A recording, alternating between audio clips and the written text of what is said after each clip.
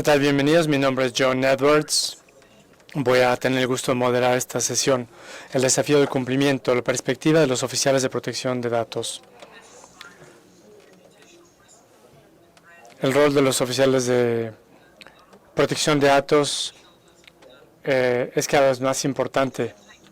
¿Qué se necesita para ser un funcionario de protección de datos exitoso? ¿Cuáles son los desafíos ante las tecnologías? ¿Cuál es el valor de contratar los servicios en vez de conservar esta capacidad internamente?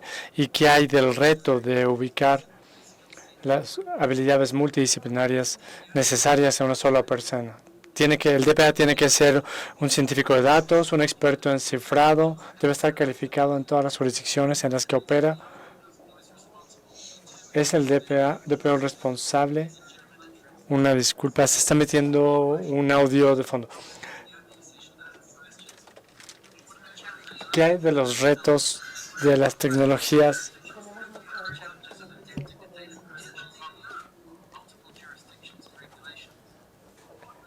¿Qué obstáculos deben superarse para habilitar el flujo transfronterizo de datos?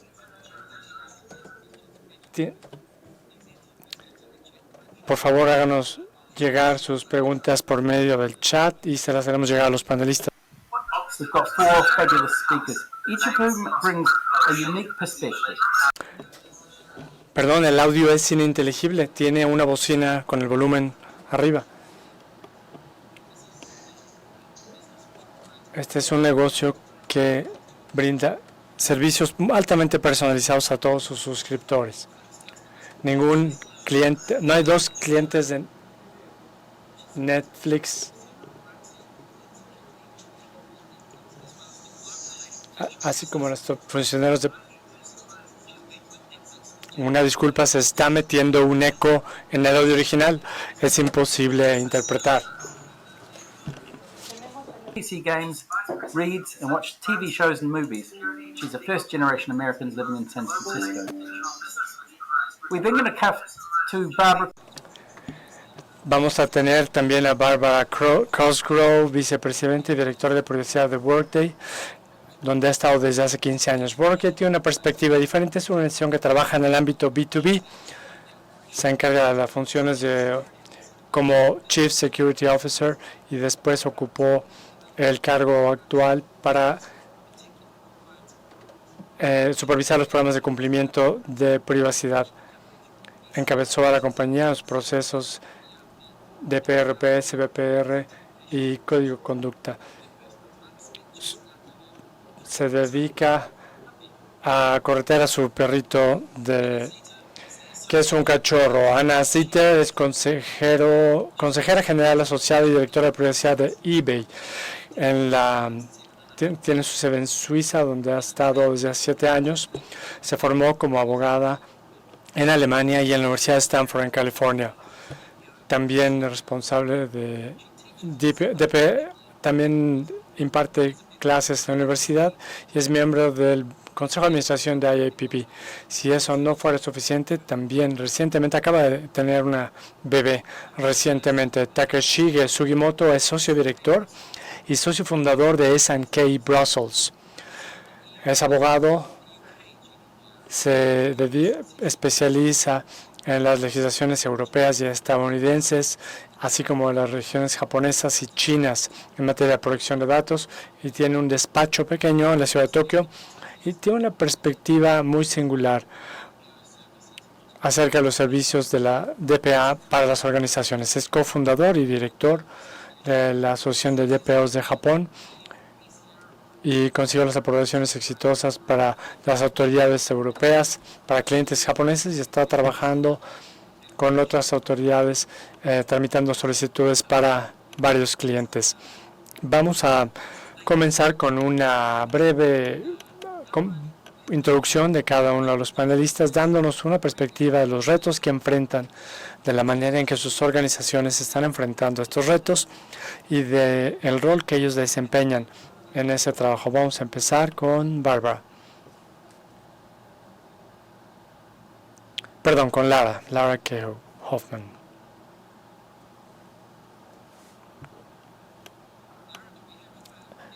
Laura, ¿me escuchas?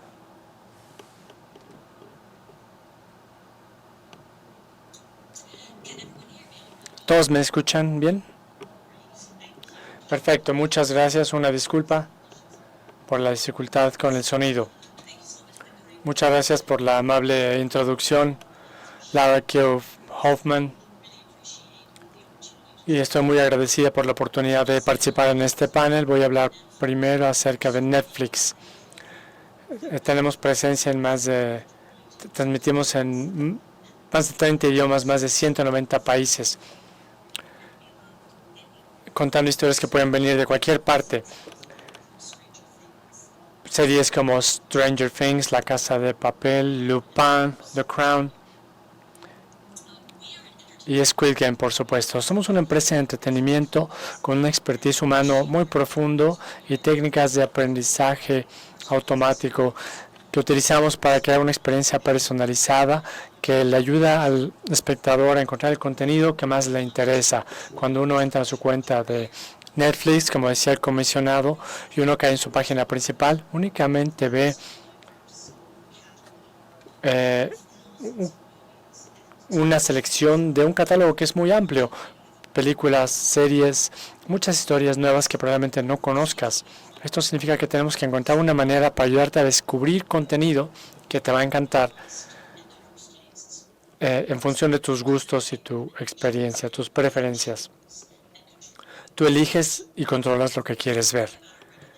Pensando en nuestras recomendaciones, queremos que sean exactas, que sean relevantes y también tienen que ser diversas para poder abordar todo el amplio espectro de tus intereses y no dedicarnos únicamente a uno de ellos. Queremos poder destacar también la profundidad, la riqueza de nuestro catálogo, pero también compartir la amplitud del catálogo para ayudarte a descubrir nuevos intereses. Queremos que las recomendaciones sean frescas, que estén actualizadas, que respondan ágilmente a las acciones que tú tomas, como ver un programa o agregar algo a tu lista, o a darle a un programa o una película me gusta o no me gusta. Como GPOs debemos ser una voz independiente para contar la historia de la protección de datos dentro de nuestras organizaciones y ayudar a nuestras organizaciones a elegir esa historia de la protección de datos una y otra vez. En nuestros equipos somos responsables por entender no solo el paisaje regulatorio actual y cómo ha cambiado, sino también cuáles serán las expectativas más allá de la regulación a las que se enfrentarán nuestras organizaciones en un futuro. También tenemos que entender a nuestras organizaciones, a nuestros modelos de negocios, cuál es la cultura de la empresa, cuáles son sus objetivos medulares, quiénes son los decisores, quiénes son los que más influyen en esas decisiones y quién los implementa. Tenemos que entender todos estos factores y elaborar guías digeribles para diferentes áreas de la organización, pero también para darle controles y opciones a las personas cuyos datos personales recolectamos. Muchas gracias por permitirme participar en este panel. Estoy muy emocionada por compartir nuestras historias de datos de protección de datos personales con ustedes. Gracias, Lara. ¿Ya pueden escucharme bien? Muy bien. Pues vamos a hablar ahora con Barbara. Barbara, queremos tus observaciones respecto a cómo afecta esto al B2B. Pues muchas gracias. Soy Barbara Cosgrove y yo trabajo como CPO en Workday, que es una empresa que produce recursos financieros y también aplicaciones sobre gasto y análisis de datos que utilizan miles de organizaciones en distintas industrias en todo el mundo. Y nosotros procesamos esta información y somos los controladores de los datos. Entonces, así como DPOs, somos responsables de traducir la información para nuestros clientes después de haberla procesado internamente. Nosotros pensamos que la protección de datos es un diferenciador en el mercado Y hay empresas que invierten en privacidad y cuando hacen esto, más confianza tienen sus clientes en ellos. Entonces, en una empresa como Workday, mejora la confianza de los clientes en nuestros servicios. Nosotros realmente buscamos utilizar certificaciones, normas técnicas, auditorías de terceros para poder brindar evidencia técnica de que podemos mantener seguros los datos de nuestros clientes y de esa manera nosotros podemos traducir los procesos que tenemos en controles que nuestros clientes puedan comprender y les damos evidencia objetiva de cómo se les puede dar una supervisión interna. Nosotros fuimos la primera empresa en certificar los procesadores de reconocimientos de APEC, el Código de Conducta Europeo. También tenemos mecanismos que tienen controles que se aplican en todo el mundo para que se cumplan en todo el mundo. Además, internamente, al trabajar con nuestros equipos, nosotros nos supeditamos mucho a nuestros valores básicos. Entonces, cuando hablamos como un DPO, siempre pensamos en los principios de privacidad que tenemos y pensamos en privacidad primero, innovación responsable y confianza del cliente. Nosotros siempre utilizamos estos principios como nuestras guías y hablamos con los actores de la empresa, en las empresas, no solo sobre regulación, pero también sobre confianza. Y eso hace que sea mucho más fácil hablar con ellos, porque en vez de decirles cuáles son las reglas que tienen que cumplir como empresa, pues también les decimos cuáles son los valores que nosotros podemos tener como empresas. Y eso es lo que construye nuestro programa y cómo lo hemos aplicado a lo largo de los años. Y con mucho gusto hablaré más en detalle de ello. Estoy tomando algunas notas. ¿Cuáles son los tres? Primero, la privacidad, después innovación responsable y el otro, ¿cuál era el otro principio? Era salvaguarda, equidad y confianza, que es como respetamos la confidencialidad de los datos de nuestros clientes, la privacidad de sus datos personales y cómo demostramos rendición de cuentas a través de las certificaciones de terceros de las que ya les hablé. Muchas gracias. Y ahora, Ana, vamos contigo. Y vamos a Suiza. Tenemos una reunión muy multinacional el día de hoy, así que, bueno, vamos a ver con Ana. Nos disculpamos, no hay audio en el original.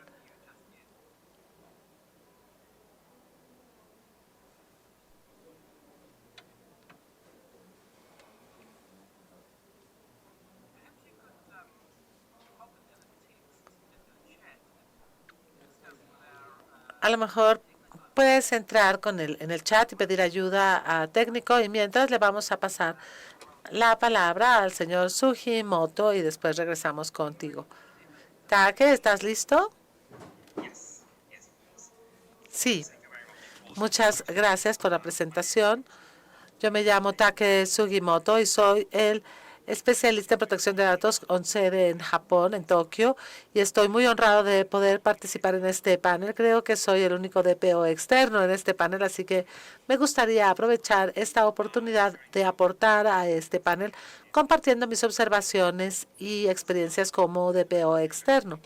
Quisiera comenzar hablando del rol del DPO con base en mi experiencia como DPO. En primer lugar, un DPO está en el corazón del régimen de protección de datos en muchas organizaciones porque vigila el cumplimiento de las leyes sobre protección de datos en el mundo. Como se dijo con anterioridad, es innegable que el DPO es una de las piedras que apuntalan nuestra rendición de cuentas y que facilita el cumplimiento y que además, al contar con un DPO, puedes tener una ventaja competitiva ante otras empresas. Los DPOs han tomado su lugar en muchas organizaciones porque pueden realizar la tarea con un suficiente grado de autonomía dentro de su organización y entonces los DPOs son empleados del controlador y del procesador y tienen la oportunidad de realizar sus tareas de manera independiente. Además, creo que el rol del DPO en el futuro va a crecer drásticamente en más jurisdicciones y no al revés. Por ejemplo, en China acaba de imponer la obligación de tener un oficial de protección de datos en todas las empresas chinas, y en los Estados Unidos, tanto el Senado demócrata como el republicano han trabajado de manera conjunta para poder adoptar una ley integral de protección de datos en los congresos. Y también hay diversas leyes en donde parece haber una convergencia entre ambos partidos para poder fomentar que haya oficiales encargados de la privacidad. Y también debo mencionar cuál es el grado de profesionalismo y de habilidad que con las que debe contar un DPO. Es importante que proporcionen asesoría independiente a su organización y que además sea visible a todo nivel. Y por último, y no por ello menos importante, los DPOs de todo el mundo pueden trabajar de manera conjunta como partes interesadas importantes, como unidades de negocio dentro de una organización. También pueden actuar como intermediarios entre las distintas partes interesadas para ayudar a cada uno de los actores a entender cómo sienten los otros respecto al procesamiento de los datos personales para poder zanjar las brechas entre ellos. Muchísimas gracias. Gracias, Take. Muy interesante, y estoy seguro que habrá muchas preguntas para usted respecto a la gestión de tantos roles en tantas jurisdicciones. Ana, parece que ya resolvimos el problema de audio. Sí, ya. Muchas gracias, comisionado, y gracias por la invitación. Yo soy la oficial encargada de privacidad de eBay. Yo sé que muchos de ustedes conocen a eBay como una tienda en línea. Entonces, nosotros conectamos vendedores y compradores de todo el mundo, y como pueden imaginarse, las transferencias de datos son la base de nuestro modelo de negocios. Tenemos una base de datos enorme en el continente americano, en Europa y en Asia. Y yo estoy en Suiza, y nuestra oficina central está en Berna. Hay algunos temas específicos de eBay y privacidad. eBay fue, de hecho, la primera empresa del Silicon Valley que implementó reglas vinculantes sobre datos de los usuarios y de los empleados, que quieren decir que ya teníamos una muy buena fundamentación cuando implementamos el GDPR en el 2016-2017. Y desde entonces, como pueden imaginárselo, nuestro programa de privacidad global está fundamentado en las GDPR, porque tenemos que cumplir con los estándares europeos desde hace como 12 años. Así que la GDPR es la base, y cuando vemos que hay una nueva ley como la CESTIPA y la LGPD, la gente se remite a nuestro programa, lo que quiere decir que nosotros tenemos o nos gusta poner el listón muy alto en lo que se refiere a la privacidad. Entonces, yo también soy la directora jurídica. Yo trabajo con el departamento jurídico y con el departamento de cumplimiento, y además trabajo con los gerentes regionales para asegurarme que ellos reporten a las juntas directivas a nivel local y que hablen acerca de cualquier tema de privacidad en las juntas trimestrales. Por lo que se refiere al DPO, escuché al regulador europeo decir que el DPO es como la navaja suiza, es una herramienta multifuncional. Es por eso que nosotros estamos con sede en Suiza, porque realmente el DPO necesita tener diversas calificaciones y mucha experiencia en el campo, pero además tiene que ser un buen comunicador. Y creo que lo más importante es que el DPO tiene que tener un carácter fuerte, porque el DPO tiene que poder decir no en algún momento decirle al CEO esto es algo que tenemos que hacer y esto es algo que quizá debamos dejar de hacer. Y es por esto que es importante que el DPO está alto en la jerarquía de la organización y particularmente en Europa el DPO tiene un derecho al veto y es por ello que se necesita tener un carácter fuerte porque esta persona necesita poder poner el límite cuando lleguen nuevas regulaciones que la compañía tiene que cumplir o cuando hay cosas que tiene que dejar de hacer. Entonces, nosotros como DPOs somos una herramienta multifuncional y por eso estamos en Suiza. Y con mucho gusto puedo contestar más preguntas sobre el rol del DPO.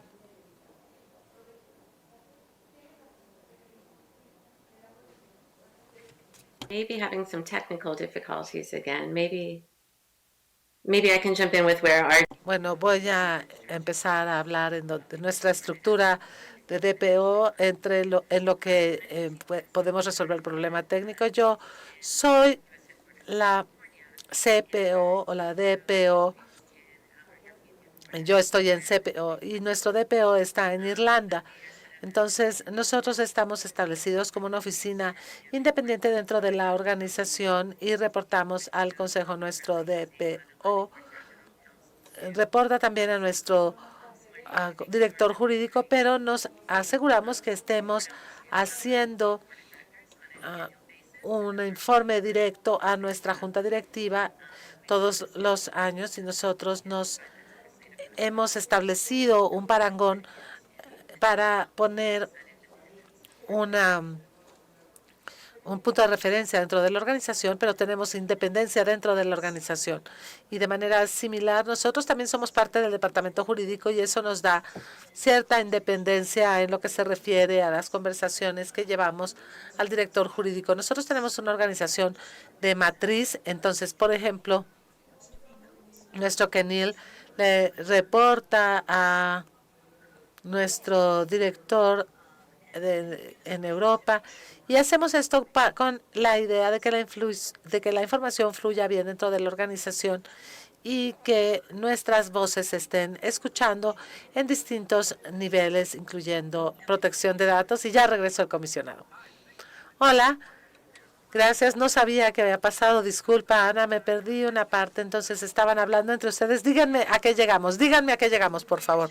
Bueno, estábamos hablando de dónde estamos dentro de nuestra organización. Bueno, ya iba a preguntar eso, así que fue muy buena fortuna que empezaran a hablar con eso. ¿Ya terminaron todos? ¿Terminaron todos? Sí. Pero Take no. Todavía no pudo decir su perspectiva. Bueno, Take nos dijo que describió su organización. Y yo tenía una pregunta respecto a eso, porque yo me pregunto qué piensa el panel de tener un DPO externo.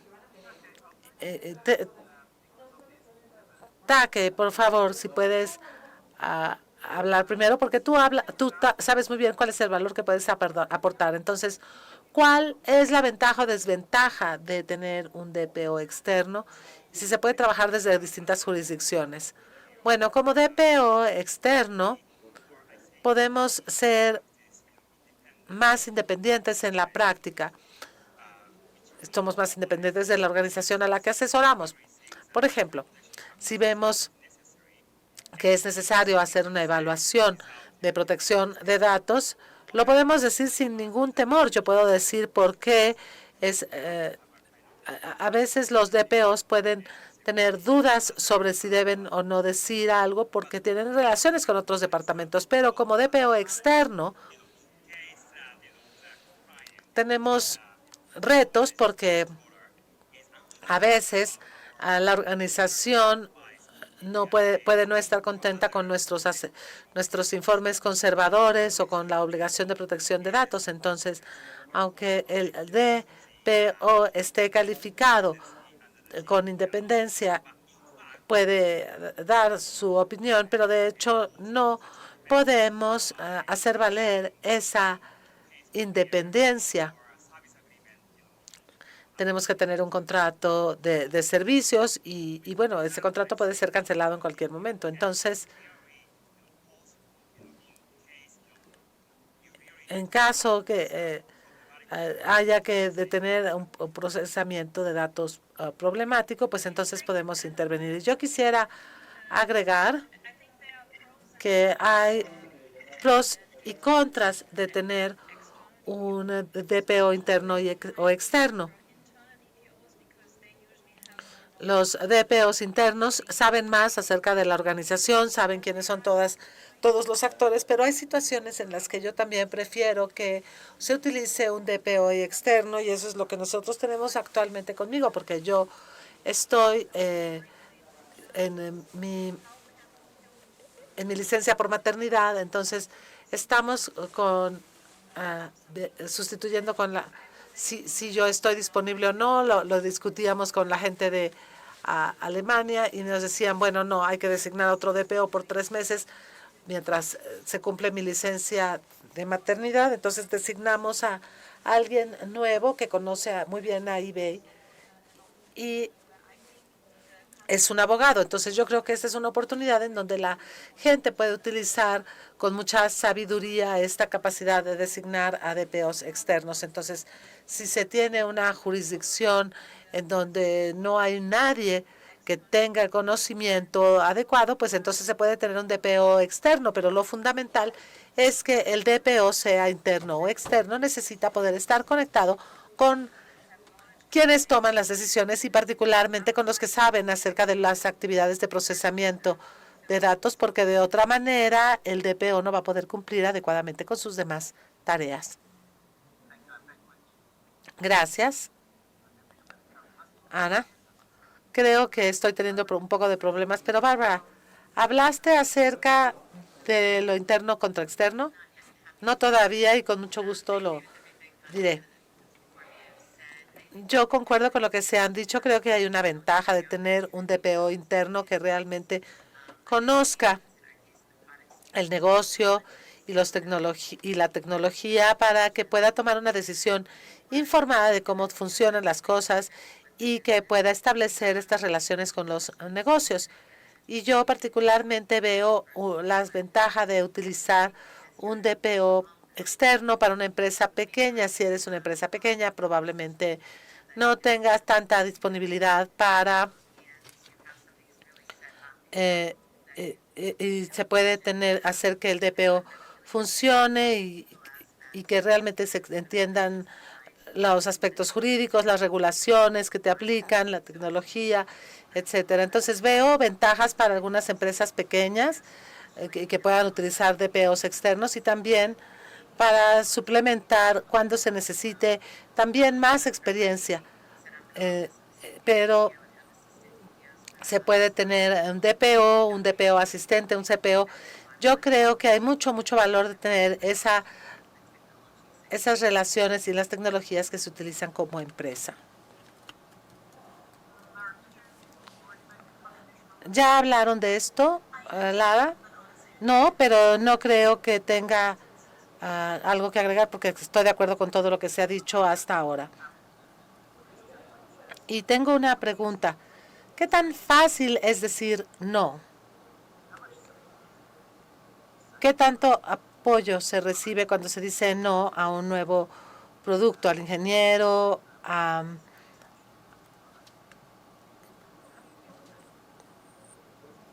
¿Qué tanto se puede lidiar con eso? Y bueno, yo quiero hablar primero de esto. Solo utilizo esto muy pocas veces en mi carrera y cuando se le explica al negocio, bueno, saben que queremos hacer esto como compañía, tenemos la privacidad de nuestro ADN y queremos tener reglas corporativas obligatorias. Entonces queremos hacer lo correcto. Entonces es muy fácil convencer al negocio y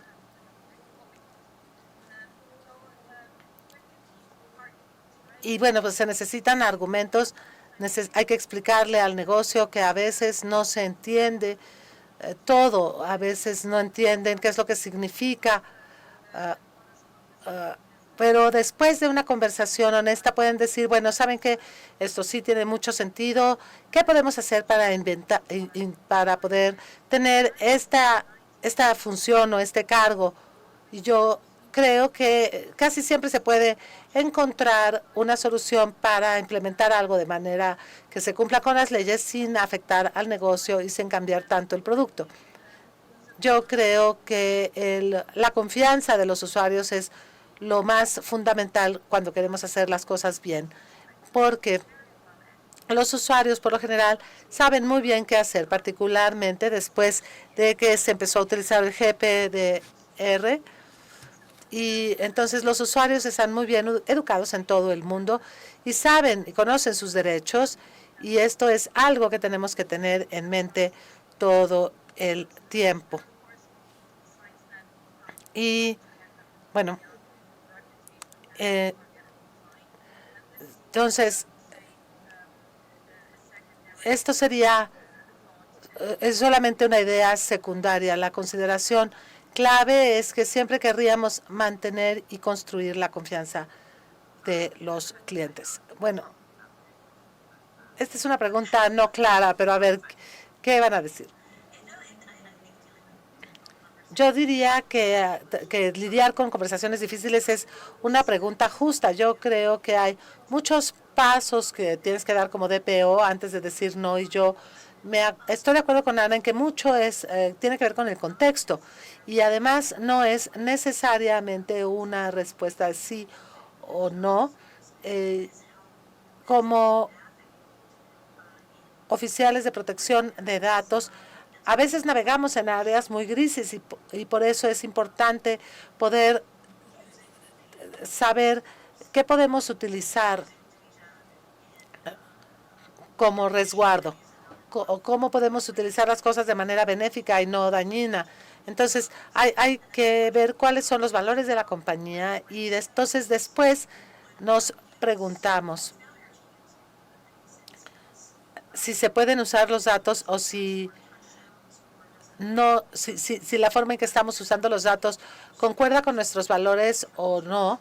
Y entonces muchas veces uno se preocupa más por los objetivos del negocio en lugar de pensar que se trata de una regulación muy estricta. Y yo creo que es mejor si uno piensa en la experiencia de los miembros o de los individuos, y si se tiene una respuesta clara, y entonces 10 veces de 10, esa va a ser la respuesta. Y eso se traduce como adiós. No, no necesariamente lo creo así. Cuando yo digo no, por supuesto colaboro con distintos departamentos, incluyendo el de protección de datos, y hablamos de la importancia de la protección de datos.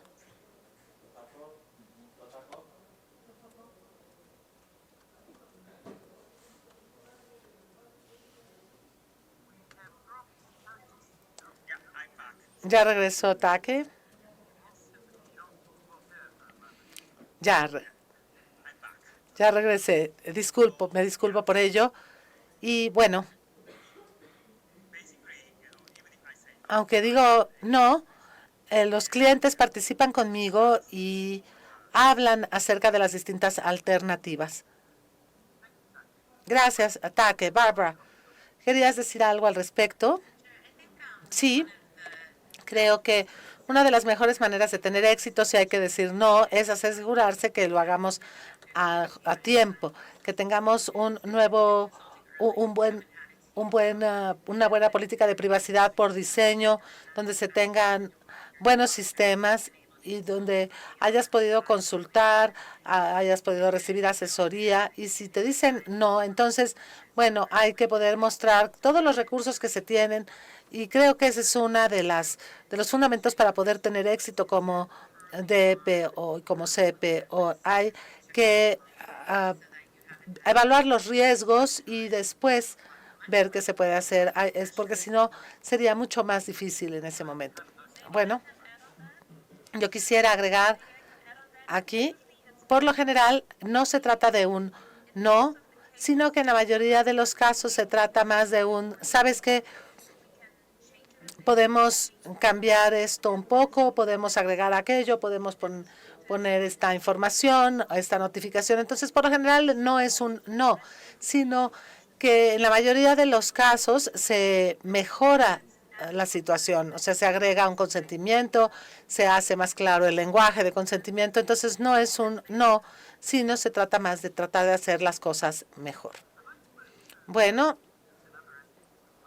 y otro tema de cumplimiento, cuando tuvimos una llamada preparatoria, creo que fue eBay y Netflix, que dijeron que su enfoque para operar en varias jurisdicciones era aplicar las normas más estrictas. Entonces,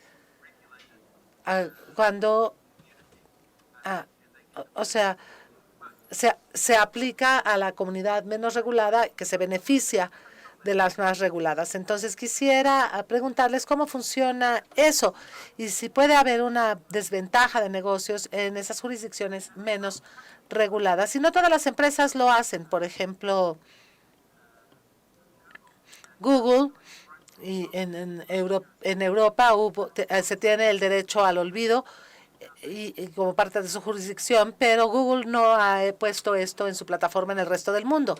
En Nueva Zelanda también pidió que se pudiera estipular el derecho al olvido para que se pudieran borrar los datos. Pero quisiera saber de ti, Lara. Sí. Yo voy a hablar indirectamente del punto que acabas de mencionar y hay que ver el modelo de negocios de la empresa y también ver cómo se va a implementar esto a nivel internacional o multinacional. En nuestro caso, tenemos a nuestros clientes a quienes siempre les hemos brindado todos nuestros datos. Entonces, por ejemplo, si tienes un derecho de acceso a la información, tenemos una herramienta que le damos a todos nuestros clientes en todo el mundo, aunque en algunas jurisdicciones no existe el derecho que ellos pudieran ejercer en contra de nosotros, pero nosotros dijimos que íbamos a tratar a todos nuestros miembros de igual manera, así que por ello es que todos reciben todo. Y hay otras formas en donde operamos distinto y eso a veces tiene que ver con requisitos muy específicos. Por ejemplo, nuestra declaración de privacidad, que es la misma en todas partes, pero en algunos lugares también se nos piden que se hagan especificaciones muy peculiares. Por ejemplo, la CCPA en los Estados Unidos, en donde se pide que hagamos estipulaciones muy específicas. Y entonces, pero la CCPA no se traduce necesariamente bien a otras jurisdicciones. Entonces, lo que hacemos es mantener esa información y esas estipulaciones. También hay otras estipulaciones específicas que se puedan hacer en el contexto europeo, por ejemplo. Entonces, se trata más bien de poder combinar y de ser equitativo con todas las personas y en algunas veces se trata de eficiencia en el negocio. Entonces, en lugar de tener una solicitud hecha a la medida, pues es para tratar a todos igual, todo se puede descargar en la computadora y tienes se cumple con el derecho a la portabilidad, aunque se haga separado o de manera conjunta en distintos esquemas. Y también hay eficiencias en tener un solo enfoque. Barbara. Sí, tenemos reglas corporativas vinculantes para los procesadores. Eso nos ayuda, sobre todo en el marco de PRP o APAC, donde se ha desarrollado un programa que cumple con la GDPR, pero también otros controles en el mundo. Cuando hablamos de atender a nuestros clientes, también estamos construyendo nuestros productos de modo que sean configurables para que ellos puedan satisfacer sus requerimientos de privacidad en todo el mundo. Esto significa que cuando pensamos en las funciones para los clientes con GDPR, no necesitas tener personal en Europa para hacerlo. Puedes aprovechar donde estés para hacerlo. Y podemos integrar eso en nuestros productos y los clientes deciden si quieren utilizar esas funciones y ellos pueden tomar esas decisiones por su cuenta. Gracias. Ana, ¿quieres comentar al respecto? Sí, con gusto. Como decía, tenemos control de los BCRs desde 2009. Significa que tenemos que cumplir con las normas europeas de privacidad, es decir, GDPR a nivel global, porque tenemos los BCRs para usuarios, flujos de datos y para datos de los empleados. O sea que de todas maneras necesitamos tener un estándar muy alto a nivel global. Siempre que vemos una nueva legislación que surge en alguna parte del mundo, casi todas las semanas hay alguna nueva, verificamos si son más estrictas que el GDPR o menos. Y en algunos casos, por ejemplo, el año pasado pasó con el GPD en Brasil, donde nos dimos cuenta que algunos de los derechos de usuario, los derechos de los usuarios son muy similares, aunque los plazos son un poco más cortos. Entonces, algunos de los derechos de usuarios tienes que responder en 2 semanas en vez de 30 días. Después decidimos, como explicaba Lara, desde el punto de vista de eficiencia, pensamos que no tenía lógica tener redundancia en herramientas, uno para el resto del mundo y uno para en Brasil, y por eso decidimos cambiar el proceso para tratar de responder todas las solicitudes a nivel global en menos de 2 semanas. Así atendemos al cliente, el cliente está contento porque recibe las respuestas un poco más pronto y además cumplimos con las leyes en Brasil. Es lo que tratamos de hacer cuando vemos alguna nueva ley que surge en el mundo, que es más estricta que GDPR. Algunos de los requisitos de CCPA son más altos, o algunos de los CPA son incluso más estrictos, los incorporamos al programa global, porque en muchos casos es más eficiente tener todo esto en un solo programa que tratar de definir algoritmos para usuarios en Brasil o para usuarios en Europa, que está de vacaciones en otro lado, en fin.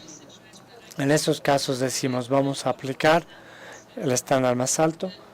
Esto les sirve a todos, no solo a los usuarios, sino también a nosotros, porque simplifica el trabajo. Taki, you also Gracias, Take. También tienes clientes que están operando en diferentes jurisdicciones. Sí, estoy de acuerdo con el enfoque de Ana. Las compañías japonesas les preocupa mucho la aplicación extraterritorial de GDPR o del LCPD de Brasil o de Tailandia o de otras jurisdicciones. De hecho, es eficiente para la mayor parte de mis clientes definir un nivel más alto para operar así su programa de cumplimiento. Gracias. Voy a pasar a una pregunta que viene de parte del público. La pregunta es, ¿los DPA son esenciales para fomentar el cumplimiento? GDPR ha cambiado las reglas en Estados Unidos y en Europa. ¿Qué pueden hacer los reguladores para apoyar a los GPOs o DPOs en su rol? Me interesa mucho escuchar qué consejos tienen, dado que para las personas que van a ocupar estos cargos en alguna organización.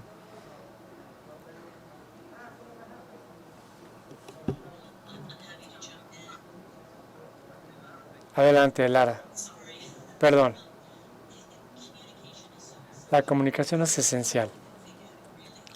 Creo que tener una comunicación abierta, libre flujo de información entre los DPAs y los DPOs ayuda a ambas partes, porque les ayuda a lograr un entendimiento mutuo, a evitar consecuencias imprevistas de acciones de parte de uno o de otro o de no actuar. Y nos ayuda a ser más eficiente porque todos tenemos recursos limitados, a final de cuentas, y hay que aplicar los recursos para beneficiar a los sujetos, a los titulares de los datos, por razones normativas. En muchos sentidos somos compañeros de equipo.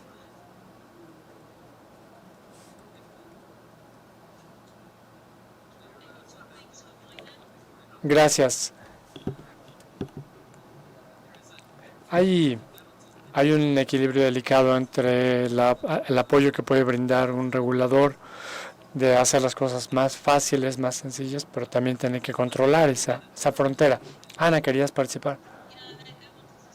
Sí, quería decir un par de cosas.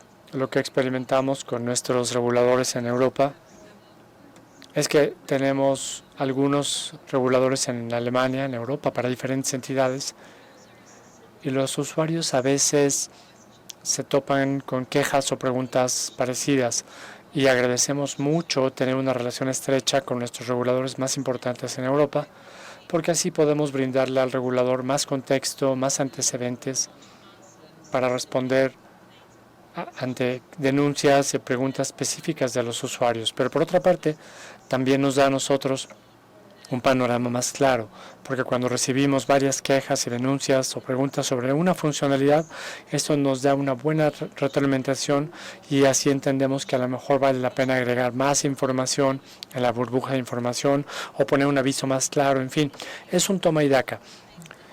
Yo diría que los DPOs, de hecho, son el brazo más largo del regulador dentro de la compañía. Es por eso que creo que es muy bueno tener una relación estrecha, muy buena para entender cuáles son sus prioridades, cómo podemos ayudar al regulador a satisfacer sus compromisos, por ejemplo, responder con eficiencia ante los usuarios y que también nos puede ayudar a nosotros internamente a simplificar procesos, a modificarlos, a mejorar la información, a mejorar los avisos, etcétera. Otra cosa, escuché que algún regulador europeo estableció redes, reuniones en redes para los DPOs. Esto me pareció interesante, es algo reciente. Creo que no todos los reguladores europeos lo tienen. Probablemente sea una idea interesante para ponerse en contacto con pares, con colegas que están supeditados a la misma autoridad regulatoria, en la misma región. Esas fueron las dos aportaciones que quería hacer. Gracias y son muy útiles. Bárbara. Rápidamente. Sí, creo que es muy importante colaborar. Definitivamente somos colaboradores también.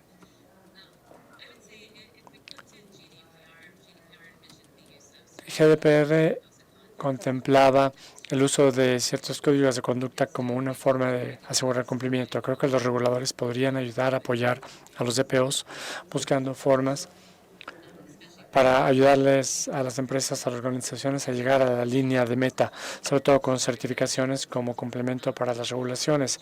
Pueden ayudar para demostrar cumplimiento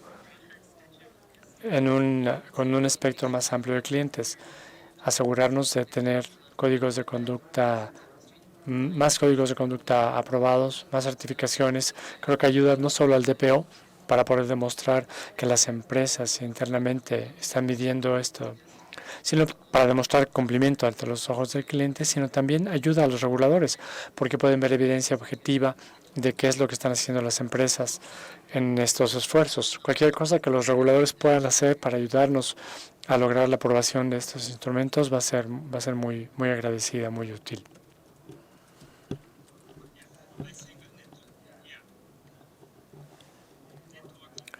Creo que esta idea de redes de DPO sería maravillosa.